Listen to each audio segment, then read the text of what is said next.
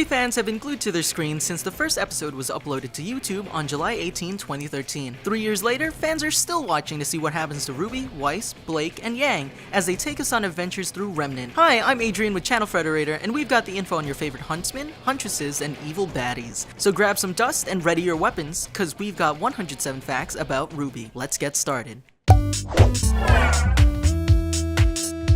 Fact number 1. RWBY is an American anime created by Monty Oum, who was director of animation for Rooster Teeth Productions. The first episode was released in 2013. Number 2. When Monty Oum was a young artist, he lamented that he could only create stills or posters, and that his drawings couldn't move. Luckily, around 1992, Monty started animating on his Macintosh computer one frame at a time. He described the experience as like animating on PowerPoint, but these PowerPoint-like animation efforts were not in vain, as they would eventually lead him to create Haloid and the Dead Fantasy series, catching the attention of Rooster Teeth. Number 3. Even animators play with their food. Oum created the layout of the world of Remnant by squirting ketchup onto a napkin and mushing it around a bit. He did this at an IHOP, and those ketchup silhouettes formed the continents of RWBY. Number 4. To make the map's terrain, Oum later took a picture of his ketchup map, blew it up, and layered pictures of food on the continents. Mountains were composed of bacon, desserts were made up of ice cream and mashed potatoes, oceans were made of creamy liquids, and forests were made up of garlic bread. Now I'm hungry. Number 5. Monty and the RWBY crew actually held a lot of meetings at IHOP, where they'd share ideas for the characters and where the story was going, presumably over a plate of hot pancakes. Number 6. The show follows the adventures of Team RWBY, a group of 4 young huntresses named Ruby Rose, Weiss Schnee, Blake Belladonna, and Yang Xiao Long. Number 7. When brainstorming the show's concept, Monty woke up in the middle of the night to write down the letters RWBY and went back to sleep. For this show, the color scheme was really important to him in terms of artistic direction. Number 8. To create a hook for the series, Oum color-coded the main characters and made the first letter of their names correspond with the design color. RWBY for red, Weiss for white, Blake for black, and Yang for yellow. So the letters in the title stand for both their color and their name. Number 9. The members of Team RWBY are also inspired by classic fairy tale characters. RWBY is based on Little Red Riding Hood, as seen in RWBY's cloak. Weiss Schnee is a reference to Snow White. Her name also means white snow in German. Blake Belladonna is inspired by Belle from Beauty and the Beast, and Yang Xiao Long and her luscious blonde hair are based on Goldilocks. Number 10. As an allusion to her namesake, Blake is first introduced reading a book, and the creators try to surround her with other Belle-related items, like the candelabra she owns, which is a reference to Lumiere. Number 11. When creating the characters, Oum first came up with their designs. Then, based on their designs, Oum, Luna, and Shawcross figured out their backstories. Questions they asked were, why is this character dressed in formal and fancy clothing? Is she royalty or an heiress? Why does this character have cat ears? You know, normal questions. Number 12. When it came to thinking of character names and teams, Oum came up with a set of rules. First, characters' names must either be a color, sound like a color, mean a color, or remind you of a color. And to create a team name,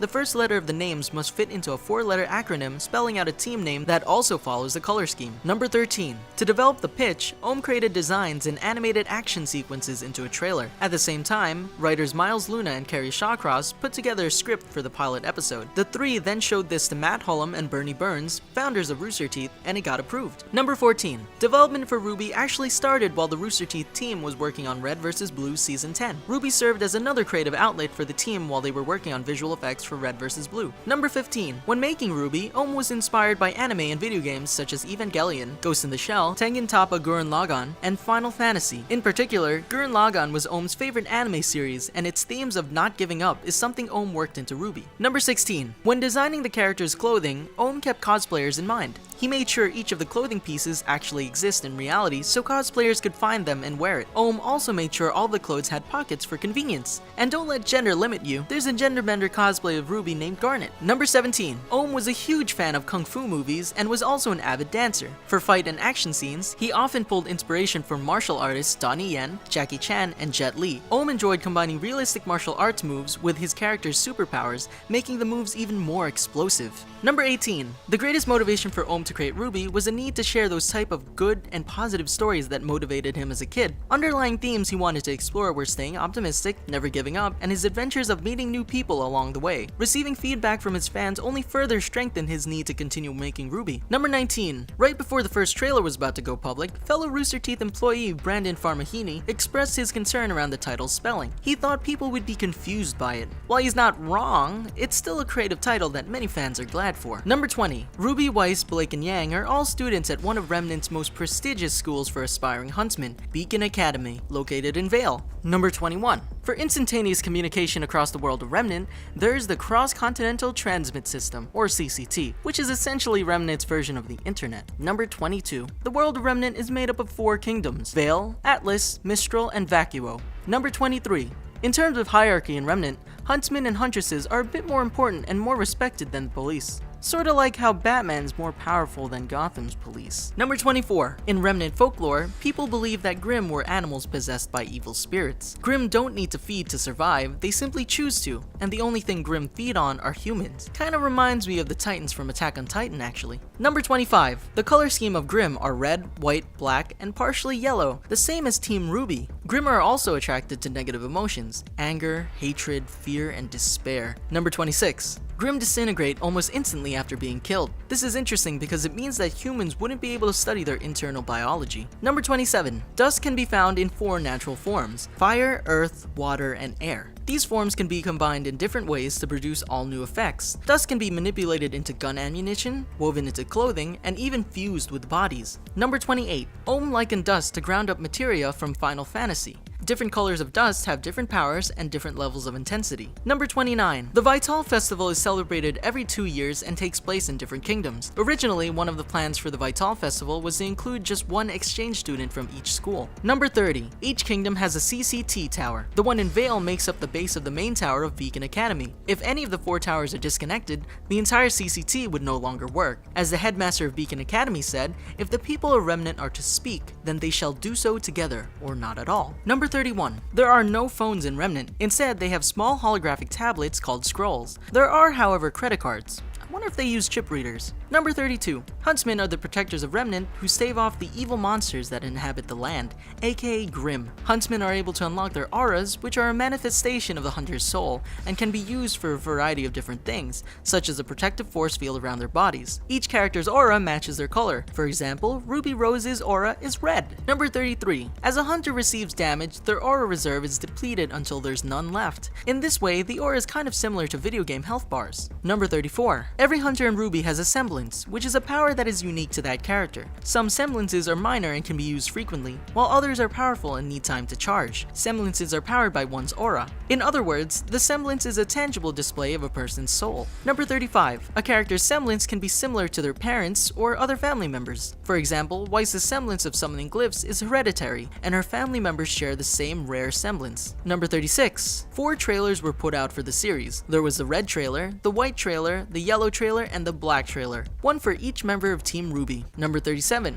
RWBY's trailers are actually canon. If you pay close attention, you can actually learn a little bit more about the characters' backstories. Number 38. RWBY is animated using 3D animation, which means the animators create a 3D model of the sets and characters and then manipulate them to create the illusion of depth and motion, instead of using 2-dimensional drawings like traditional animation. Number 39. RWBY's animators also rely quite heavily on motion capture technology. An actor will wear a motion capture suit covered in white dots, and the mocap camera will track and record their movements to be used as a basis for the final animation. Having actual humans act out the motions gives each character more individuality and emotion. Don't you love technology? Number 40. For the first 3 volumes, animators used the animation program Poser. To help create the detailed fight and dance sequences, Oum found it advantageous to use motion capture as a basis, and then combine it with hand animation. Future volumes of RWBY switched over to Autodesk Maya, for those of you wondering why it looks a little different. Number 41. The members of Team Juniper are also a gender swap of classic characters. Jeanne Arc is a male version of Joan of Arc. Nora Valkyrie is inspired by the Norse god Thor. Pyrrha Nikos is based on Achilles from Homer's The Iliad. Ren is inspired by Chinese warrior Hua Mulan. Number 42.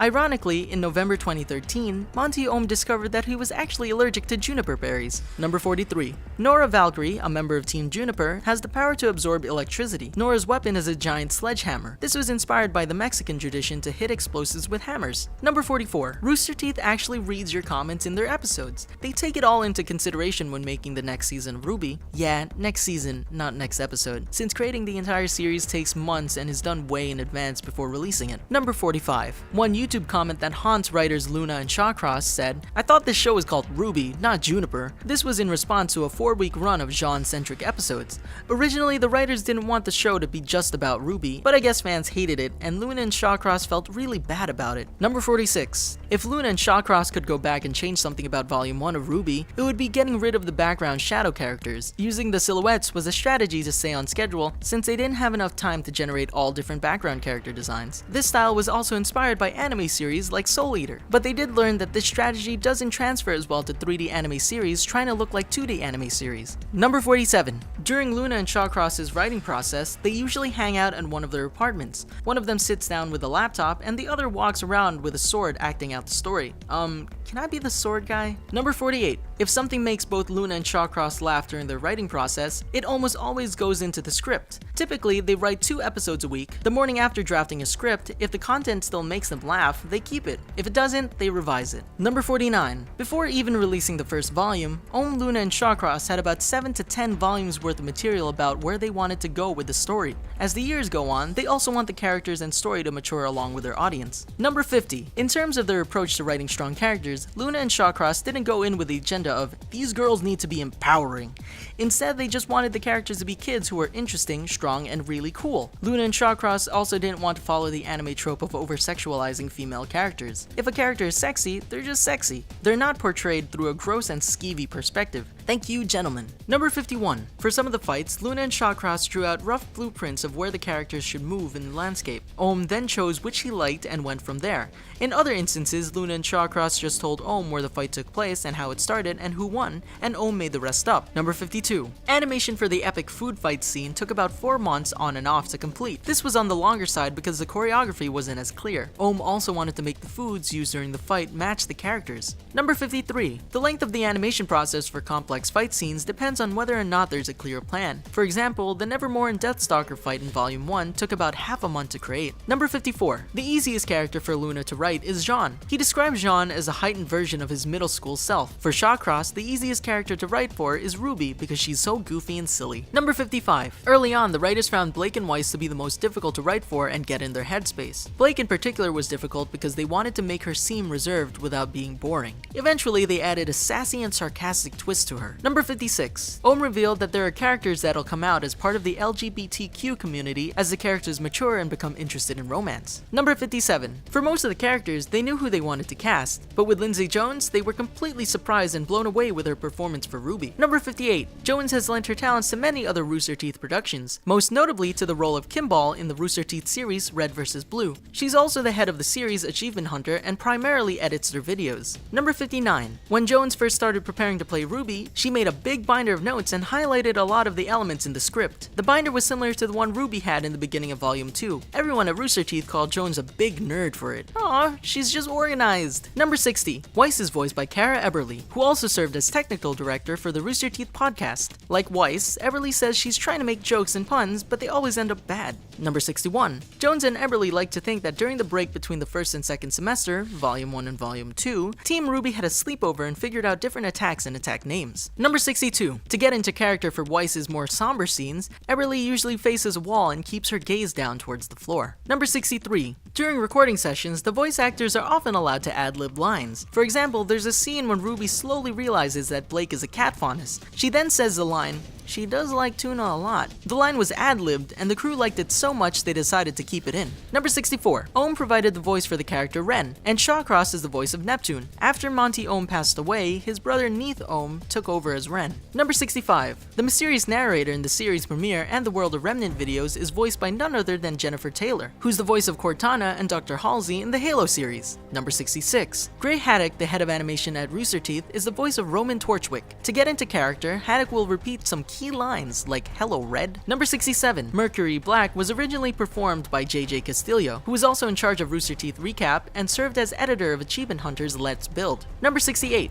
Before recording lines, Castillo would listen to old audio of Mercury from previous episodes. When Castillo left Rooster Teeth, Yuri Lowenthal took over for the role of Mercury. Number 69. When Gray Haddock and Monty Oum approached JJ Castillo about auditioning for the role of Mercury, they pitched him as a hipster douchebag. But he's cool, and we think you'd be perfect for it. Thanks, guys. Number 70. Castillo actually suggested to Oum that Mercury's last name be Black. It wasn't until Castillo saw it announced on Twitter that he found out Oum went with his choice. Castillo felt incredibly honored. Number 71.